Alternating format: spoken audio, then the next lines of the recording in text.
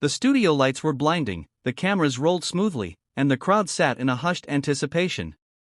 Everyone knew this wasn't going to be an ordinary interview.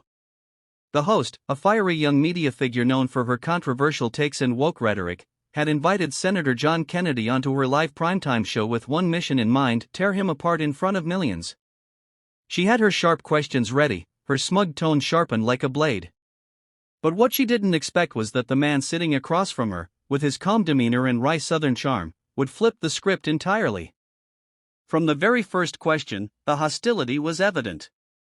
She leaned forward, eyebrows arched, her voice dripping with mockery as she asked, "Senator Kennedy, don't you think your old-fashioned views are out of touch with modern America? Some say you're clinging to outdated values that don't belong in this generation." The audience shifted in their seats, sensing the tension. Kennedy, however, didn't flinch.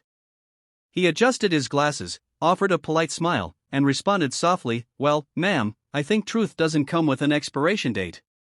Honesty, respect, and accountability, they aren't old-fashioned. They're timeless." The host smirked, trying to regain control. She fired off a series of rapid, loaded questions about identity politics, free speech, and morality. Each time, she expected Kennedy to stumble, to grow flustered under the pressure. Instead, he answered with patience, clarity, and an unshakable conviction that left even the audience bewildered. His words weren't laced with anger or defensiveness, they were steady, sincere, and unexpectedly powerful. At one point, the host sneered, "So are you saying people today are just wrong for embracing progressive values?" She folded her arms, certain she had cornered him. Kennedy leaned closer, his voice lowering to a tone that demanded attention. "No, ma'am," he replied.